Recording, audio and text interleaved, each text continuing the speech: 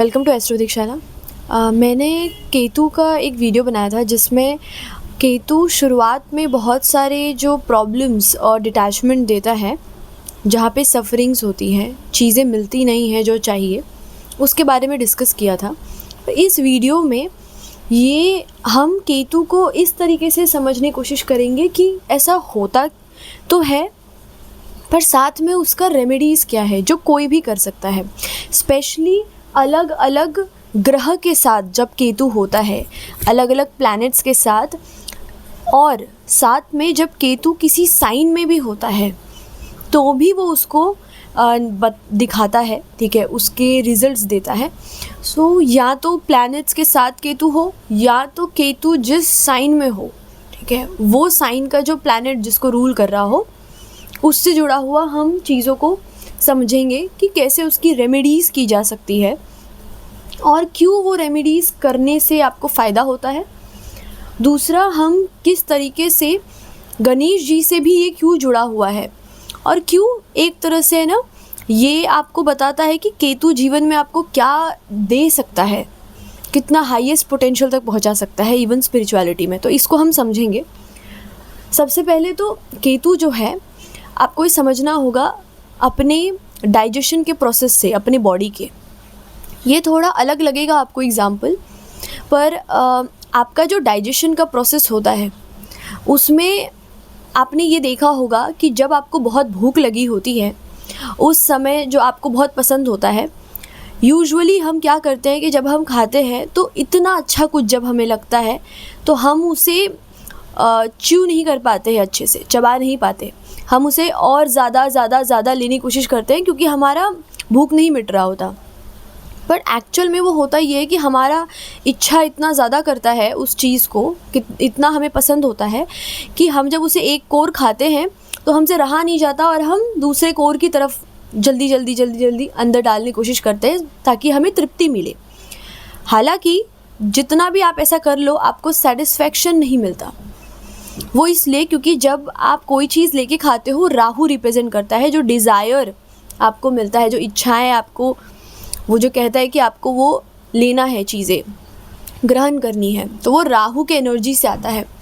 लेकिन वहाँ पर जो डाइजेशन का प्रोसेस होता है वो आपको पता होगा कि वो आपके तीत से ही सबसे पहले शुरू होता है, जितना अच्छे से आप उसको च्यू करते हो, बट आप वो नहीं करते। इससे होता ये है कि आपको पता भी नहीं चलता कि आप कितना ज़्यादा एक्स्ट्रा अमाउंट ऑफ फूड खा चुके हो और आपको सेटिस्फैक्शन भी नहीं मिला। जबकि आप अगर किसी एक जो बाइट जो आपको बहुत पसंद भी है उसे बहुत ध्यान से लंबे टाइम तक च्यू करके अगर खाते हो तो वो आपको सेटिस्फैक्शन बहुत जल्दी दे देता है और आप टॉक्सिन्स जमा नहीं करते अपने स्टमक पे। इसीलिए राहु जो होता है, वो जब आप जो एक्ट है आपका खाने का, जो डिज़ायर है, वो रिप्रेजेंट करता है। केतु आपका एक्सक्रीशन है जो निकालता है शरीर से, जो डाइजेशन का प्रोसेस होता है। इसीलिए राहु का धर होता है, वो राहु का सर होता है। और जो केतु है, ठीक है, उसे आप देखोगे जहाँ पर उसके पास सर नहीं है, नीचे का भाग है, यानी केतु डाइजेशन रिप्रेजेंट करता है। अब यही चीज़ को अगर आप कर्मा में अप्लाई करते हो तो लाइफ में आप जब भी कोई चीज़ करते हो और कॉन्शियसली नहीं करते, यानी आप जी रहे हो, अभी कुछ एक्ट कर रहे हो, मान लो आप कुछ भी पढ़ रहे हो, चीज़ें कर रहे हो, कहीं पर भी हो, आप ये सोचोगे कि कल क्या होगा, गिल्ट में, या तो फिर पास्ट के गिल्ट में रहोगे, तो मैंने ये किया अब कैसे होगा, या तो एंजाइटी में रहोगे। ये उसी तरीके से होना हुआ कि खा रहे हो, च्यू नहीं कर रहे, यानी आप बहुत ज़्यादा कर्मा एक्यूमुलेट कर रहे हो पर कॉन्शियसली एक जगह पे हो ही नहीं। कॉन्शियसली उसको, अगर आप कॉन्शियसली एक जगह पे रहना सीख जाओ तो आप वो ज़्यादा जो टॉक्सिन्स जो जमा कर लेते हैं वो नहीं करोगे और वो कर्मा भी डाइजेस्ट हो जाएगा, जो केतु का काम है वो कर पाएगा। यानी आपके, इसे हम ऐसे समझ सकते हैं कि पिछले जन्म में, ठीक है, आपके पास्ट लाइफ में, even in this life, past life में आपने जो भी कर्मा किए हैं, एक्शंस, और अनकॉन्शियसली कई बार एनगल्फ करते गए हो, चीज़ें लेते गए हो, ठीक है। जैसे आपको भूख लगी है, लेट्स से आपको पिछले जन्म में बहुत तीव्र इच्छा थी लग्जरी की, पैसे की, आपने उसे ग्रहण करने की कोशिश की है उसी तरीके से जैसे आप मान लो कि आपको कोई फूड आइटम पसंद है, आप उसे खा रहे हो, इतना खा रहे हो, आपको तृप्ति नहीं मिल रही है। वैसे ही आपने पिछले जन्म में बहुत ज़्यादा भोग किया है। क्यों किया है? बिकॉज़ आप उसे डाइजेस्ट नहीं कर रहे, आप उसे कॉन्शियसली नहीं खा रहे, आप बस उसे ले रहे हो, डाल रहे हो अपने अंदर बॉडी में वो चीज़ें, क्योंकि आप उसे उस मोमेंट में नहीं जी रहे हो। आप कल कल कल कल करने की वजह से, कि आपने एक कोर खाया, आप सोच रहे हो कि नहीं मुझे वो भी चाहिए, आपका ध्यान उस कोर में नहीं है, आपका वो ध्यान वहाँ है कि आगे क्या है, वहाँ मुझे वो भी चाहिए, मुझे और चाहिए। ध्यान और में है, ना कि उस एक बाइट में। तो ये जो होता है बॉडी में, जब आप ऐसे कुछ एक्स्ट्रा अमाउंट ऑफ फूड खा लेते हो जो डाइजेस्ट नहीं होता सही ढंग से, तो क्या प्रोड्यूस होता है? टॉक्सिन्स। वैसे ही जितने पास्ट लाइफ के कर्मा जो आपने किए हैं विदाउट कॉन्शियसली किए हुए, वो सारे टॉक्सिन्स जमा हो जाते हैं। सो जब भी केतु जिस भी प्लैनेट के साथ बैठता है या जिस भी साइन में होता है जिसका प्लैनेट वो रूल कर रहा है, ये दिखाता है कि उस जगह से या उस प्लैनेट से जुड़ा हुआ कर्मा आपने बहुत ज़्यादा ओवर कर दिया है। क्यों? क्योंकि आपने उसे कॉन्शियसली नहीं खाया, कॉन्शियसली उसको यूज़ नहीं किया, और आपको तृप्ति ऑफ कोर्स नहीं मिलेगी अगर वो डाइजेस्ट नहीं होगा। तो वो हुआ नहीं, तृप्ति मिली नहीं, आप उसे लेते गए, लेकिन आपके पास वो जमा हो गया है, लेकिन अब टॉक्सिन्स ज़्यादा जमा हो गए हैं। सो बेसिकली जिसके साथ भी होता है केतु, वो ये दिखाता है, जैसे मान लो अगर गुरु के साथ है, तो इसका मतलब है कि आपने पास्ट लाइफ में इतना ज़्यादा ज्ञान अर्जित किया है और इतनी ज़्यादा भूख थी आपकी नॉलेज के लिए कि आप उसे लेते गए, लेकिन और के चक्कर में जो था, जिस समय जो ज्ञान ले रहे थे, उस पर इतना ऑब्जर्वेशन ही नहीं गया कि आपको समझ में आ सके, जिसकी वजह से ज़्यादा टॉक्सिन्स जमा हो गए हैं गुरु से जुड़े हुए बॉडी में। इसीलिए अब जब बॉडी में ज़्यादा टॉक्सिन्स हो जाते हैं, जब भी आप ऐसे समझो कि आपने कोई कर्मा किया, उसका रिज़ल्ट आपको मिलता है, वैसे ही अगर आप अपने बॉडी में फूड लेते हो, अगर वो टॉक्सिन्स हो गए, तो अब वो क्या करेंगे? आपको रिज़ल्ट डिसीज़ के रूप में देंगे। इसीलिए पास्ट लाइफ के कर्मा डिसीज़ के रूप में आते हैं। अब इसी को आप कर्मा से जोड़ो कि जो आपने कर्म किए हैं उसके रिजल्ट्स आपको मिलते हैं, जैसे किए हैं वैसे। टॉक्सिन्स है तो उससे जुड़ा हुआ बैड रिजल्ट मिलेगा। तो इस लाइफ में अगर गुरु केतु है, शुरुआती लाइफ में इससे जुड़े हुए प्रॉब्लम ज़्यादा देखने को मिलते हैं, टॉक्सिन ज़्यादा देखने को मिलता है। गुरु जिन चीज़ों को दिखाता है कि ब्लेसिंग्स मिलना, आराम से चीज़ें हो जाना, आपके लाइफ में शांति, सुख, ये होना, ज्ञान होना, ये सारी चीज़ें शुरुआत में नहीं मिलती। वो इसलिए नहीं मिलती क्योंकि टॉक्सिन्स जमा है ज़्यादा, क्योंकि उसको बहुत ओवरडू किया गया है। और ओवरडू भी इसलिए कि ओवर क्यों कोई चीज़ अच्छा नहीं होता, क्योंकि उसकी ज़रूरत ही नहीं थी। अगर आप वो एक ही चीज़ खा लेते, समझ जाते उस चीज़ को, उसमें ज़रूरत ही नहीं थी उतने सारी चीज़ों को, वो सारे अब टॉक्सिन्स बने क्योंकि डाइजेस्ट नहीं हुआ है। इसीलिए जब हम गणेश जी को रिप्रेजेंट करते हैं केतु से, तो क्यों करते हैं? गणेश जी का जो स्टमक है, आपने देखा होगा, वो बहुत बड़ा है। वो क्यों है ऐसा? देयर इज़ ए कनेक्शन कि जितना अच्छा आपका केतु होता है, उतना अच्छा लाइफ में आप कितने भी कर्म कर लो, आप उसे डाइजेस्ट कर सकते हो। यानी कि गणेश जी का आपने वो स्टोरी सुना होगा जहाँ पर वो इतना खाते हैं कि सब कुछ ख़त्म हो जाता है और कुछ नहीं बचता। अब वहाँ पर फिर बाद में उन्हें माता अपने हाथ से देती है, तब वो शांत होते हैं। लेकिन यहाँ पर समझने वाला ये बात है कि आप कितने भी कर्म कर लो, कितना भी फूड खा लो, अगर आपका केतु अच्छा है, डाइजेशन अच्छा है, आप उसे पचा सकते हो। कहने का मतलब है जब आप अपने कर्मा, जितना ज़रूरी है कर्म करना, उतना ही ज़रूरी है उस कर्म को निकाल देना अपने जीवन से, उसे अंदर नहीं रखना। और वो जितना अच्छा कोई कर सकता है, जितना अच्छा किसी का केतु होगा, उतना अच्छा उसे लाइफ में मुक्ति मिल जाएगी। उसे मुक्ति के लिए तरसने की ज़रूरत नहीं है, क्योंकि केतु मुक्ति क्यों रिप्रेजेंट करता है? क्योंकि वो चीज़ों को जो एक्यूमुलेट किया है उसे निकालने का प्रोसेस है। हम लेना जानते हैं लेकिन हम उसे निकाल नहीं पा रहे। टॉक्सिन्स हम एक्यूमुलेट तो कर रहे हैं बट उसे निकाल नहीं पा रहे। और गणेश जी वही रिप्रेजेंट करते हैं कि उनका वो इसीलिए ये दिखा रहे हैं कि उन्होंने कितना खाया पर फिर भी वो पच गया, उन्हें कोई प्रॉब्लम नहीं हुई। वही एक नॉर्मल इंसान अगर वो करे तो प्रॉब्लम है। क्यों? क्योंकि उनके अंदर उनका केतु उतना ही बली है, वो मुक्त रह सकते हैं कर्मों से। इसीलिए केतु को जब भी स्ट्रॉन्ग बनाना हो तो गणेश जी की पूजा की जाती है, क्योंकि वो हमें वहाँ तक लेके जाते हैं कि कैसे आप प्रेजेंट में रह सकते हो। क्योंकि केतु को स्ट्रॉन्ग बनाने का एक ही तरीका है कि प्रेजेंट में रहना। जैसे आप कभी कुछ खाना खाते हो, ट्राई करो कि आप बहुत ही ध्यान से कम जो हम कहते हैं ना 32 बार च्यू करके खाना चाहिए, आयुर्वेद में लिखा हुआ है, तो ये कोई मजाक नहीं है। ये सारी चीज़ें एस्ट्रोलॉजी, आयुर्वेद सब जुड़ी हुई है आपस में। आप जितना ध्यान से किसी खाने को खाते हो, बहुत ही सोच समझ कर एकदम सिर्फ उसका आपका कंसंट्रेशन वहाँ होता है, आप उस एक एक्ट से जीवन का रहस्य समझ पाते हो कि जीवन में कोई भी एक्शन जब आप कर रहे हो उस टाइम पे अगर आपका पूरा ध्यान वहाँ पे है, आप कभी टॉक्सिन्स जमा नहीं करोगे। इसलिए कहते हैं कि अगर आपको गलती से भी, कई बार क्या होता है कि अगर आप कुछ गलत भी खा लो पर अगर डाइजेशन अच्छा है तो प्रॉब्लम नहीं है। वो क्यों? क्योंकि आप उस मोमेंट में उतने कॉन्शियस थे वहाँ पर कि आपने उसे पूरी तरीके से डाइजेस्ट करके निकाल दिया है। स्कीट आपका उतना अच्छा था वो। उसी तरीके से इसीलिए ये बहुत इम्पॉर्टेंट है समझना कि आपको चीज़ों को ज़रा छोड़ना भी सीखना है, डाइजेस्ट करना। कई बार हम क्या होता है, हम ज़्यादा और लेने के चक्कर में हम ये भूल जाते हैं कि जो हमें मिला है उसे तो पहले जी ले अच्छे से। जैसे आपके पास एक कोर है, लेट्स से मेरे पास एक निवाला है रोटी का, अब मैं उसे खा रही हूँ पर मुझे वो इतना पसंद है कि आगे मतलब मुझे और लेना है, तो मैं तुरंत लेने के बजाय अगर उसी एक को पूरी तरीके से इंजॉय करके उसके टेस्ट को और फिर उसे बस ग्रहण करके खाऊं, तो ये चीज़ इससे समझ में आता है कि आप अपने इसी चीज़ को एक्शन में लाओ अगर लाइफ में, तो कभी भी वो टॉक्सिन्स नहीं बनता।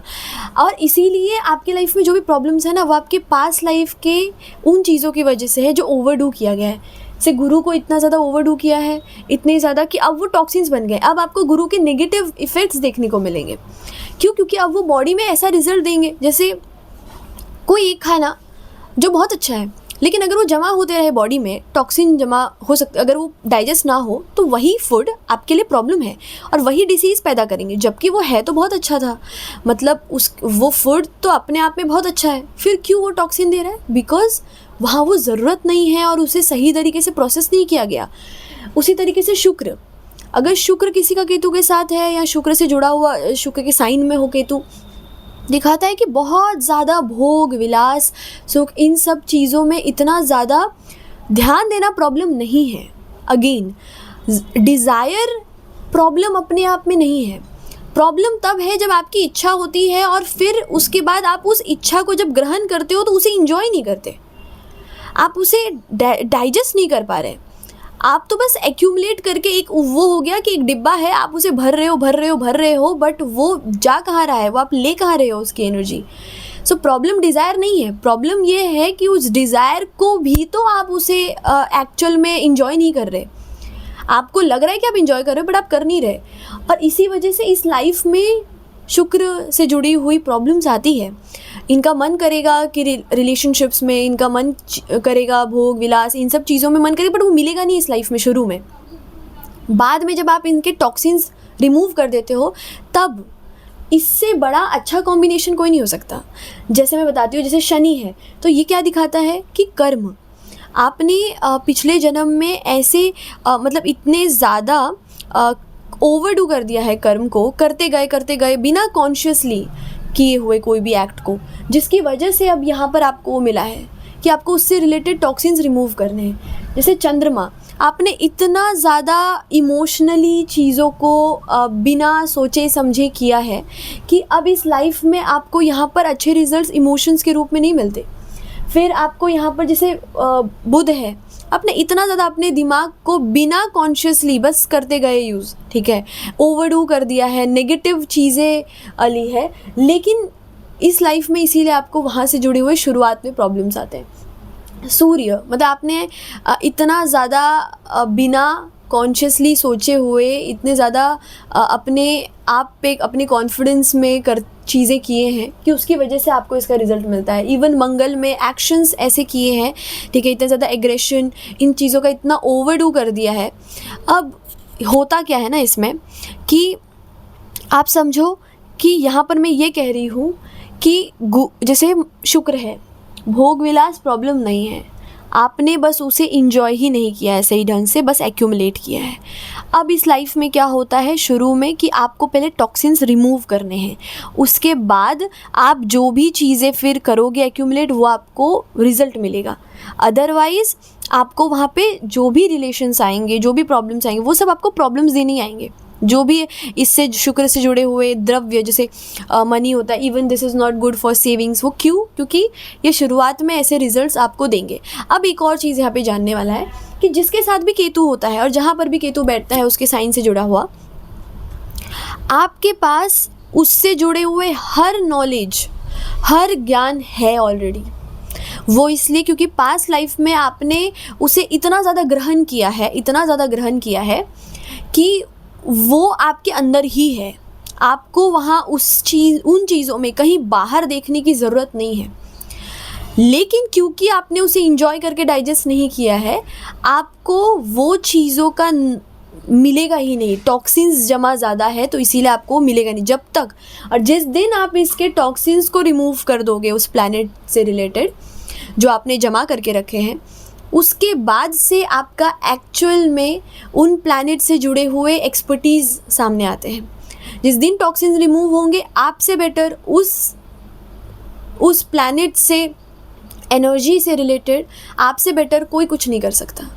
यानी आपसे बेटर कोई कर्म को नहीं समझ सकता। आप कि कर्म के बंधन को कैसे तोड़ते हैं, अगर शनि केतु है साथ में तो कैसे इस कर्म के बंधन को तोड़ के बाहर निकला जा सकता है, आपसे बेटर कोई नहीं जान सकता।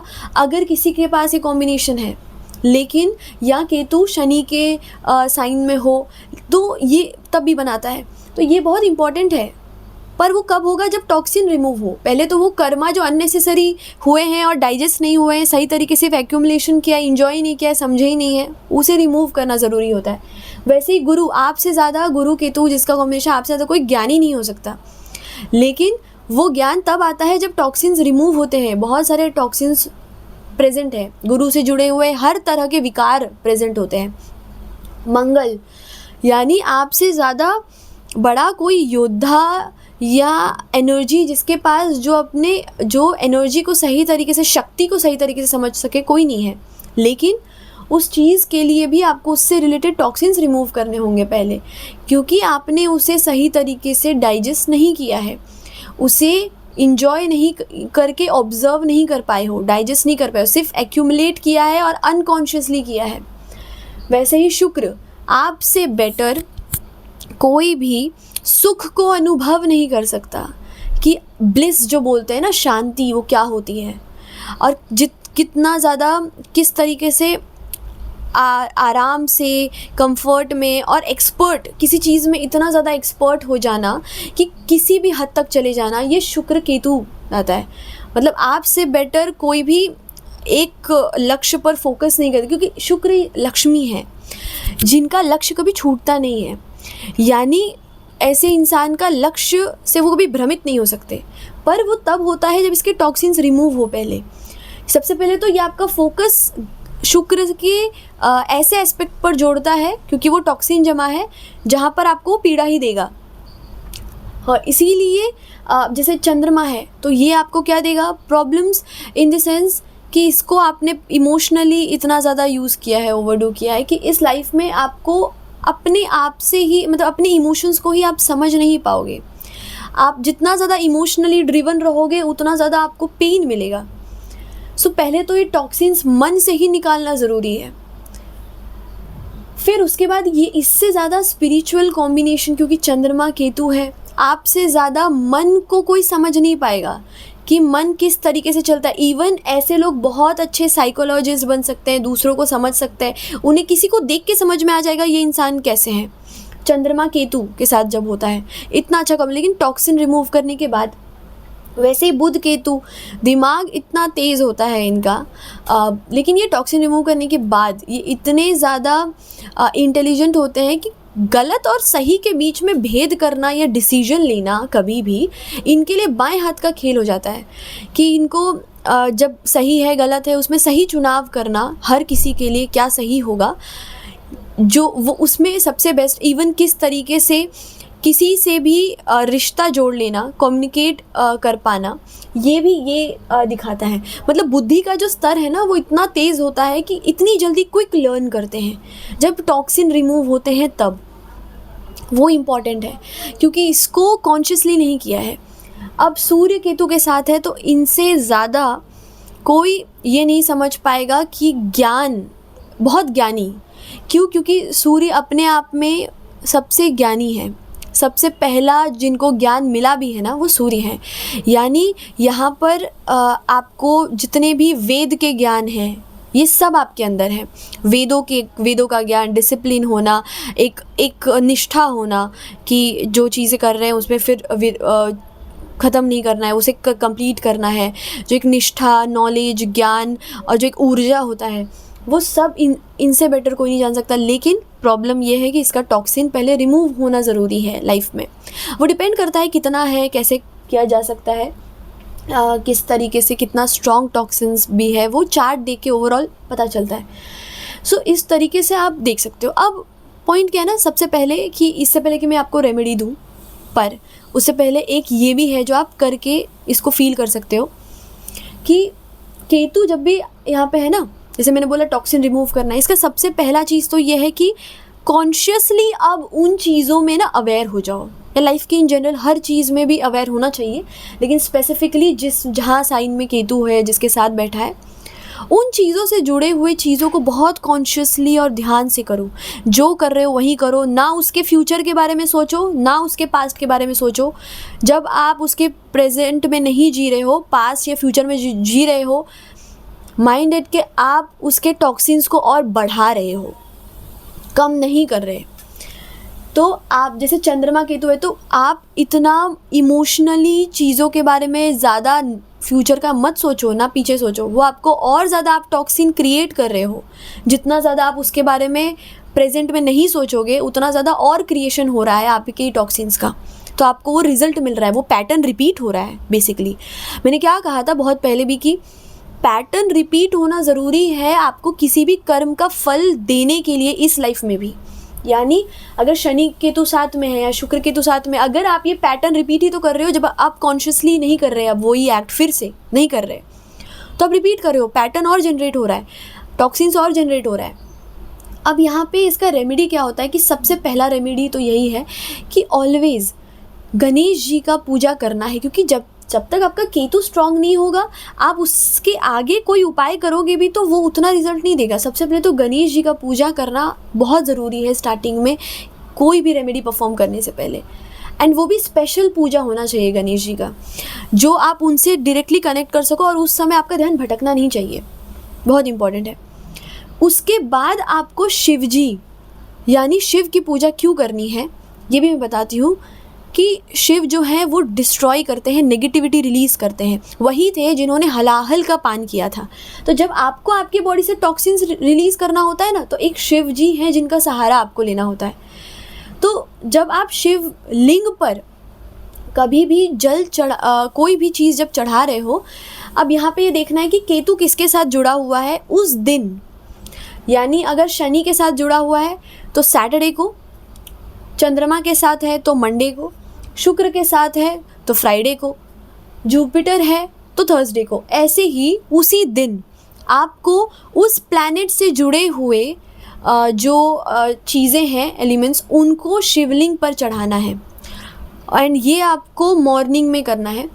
जैसे अगर ये मंगल है, ठीक है, मंगल के साथ Ketu in any way attached है, तो आपको गुड़, हनी, लाल फूल ये चढ़ाना है मंगलवार के दिन।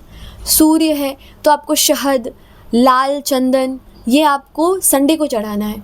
चंद्रमा है तो आपको दही या बेसिकली उससे भी ज़्यादा जो दूध होता है, रॉ मिल्क होता है जिसे बॉईल नहीं किया जाता, वो मंडे के दिन।